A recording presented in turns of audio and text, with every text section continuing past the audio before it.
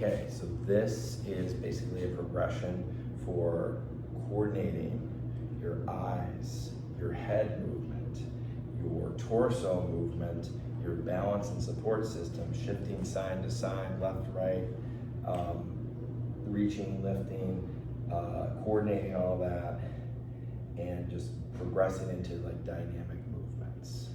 So first thing we're gonna do is to simplify things, we're gonna hold this cane here or a stick or whatever you have, a dowel or whatever at home. And I'm gonna use the wall for support and to get me grounded. So say you have a concussion that you're dealing with or just dizziness and disorientation, and you don't have good coordination and balance, you may want to try to shore things up a bit, ground yourself, hips to heels, glutes to heels back there, so you're really solid and feel comfortable. Because if you hold your breath or you tense up, that might make things much worse. Or say you get tension headaches, or maybe you have instability. So there's many ways in which this can affect things. And back to the concussion example, you could have all that from a head injury or being in an auto accident, or just from the injury itself. You could have instability or pain, tightness, and headaches from all that. So there's a lot of factors here, a lot of patients that could benefit from this. So I'm here, anchoring, ribs are anchored back, not necessarily touching. I'm lifting, opening the chest, shoulders back, and then I can flow through back and forth. And what I can do now with the head movement and the eye focus is I can look towards my hand here or the end of the stick, focus my gaze on that as I stabilize on the wall, back and forth, right? Or if I have, I don't know if you can see this or not, probably not, there's a little metal tab here, a little bearing that's in the little various holes for the adjustable cane, or you put a piece of tape or something on the middle point of your stick.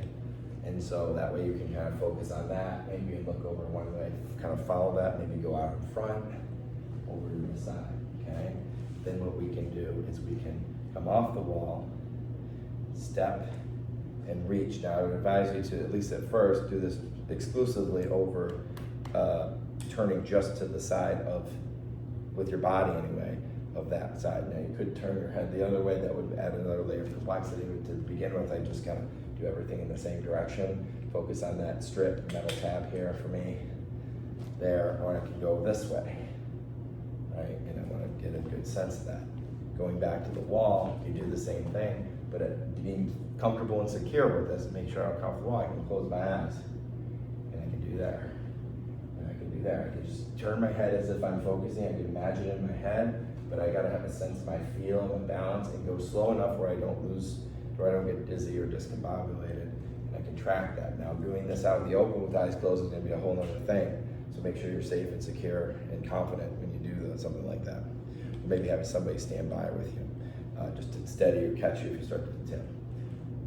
So then making that more dynamic, we can go here, we can go here, right? We can go in the front, kind of like the hokey pokey here, like that, okay? And then we can tie this in with something more dynamic, like dancing, like a step, shift, slide, and I can start moving around. So I'm combining a few different concepts, different videos, but this is just to show you how you can progress something along, something that's complex, like a head injury or concussion, or just discombobulation and difficulty with coordination, and progress it over time to be able to do very complex things with the eyes, with the body, with the head. It is a lot to coordinate, but it's something that's very doable if you just break it down, take little baby steps along the way. You can also progress with unsteady surfaces, like if you have a piece of high density foam. If it's something that might slide, you might have it up against the wall or something and step onto it and into it towards the wall. You can also steady yourself like so. Just imagine I'm stepping on the foam here, and I can slide. You can do this with or without the foam here. Maybe slight little rotation, turn the head. There's a lot of little things you can do to kind of work on and progress. And then kind of eventually, once you get familiar with all that, just kind of make it your own. Because what you're really trying to do is train your brain, your body to be adaptable and to be able to handle all the challenges life might throw at you.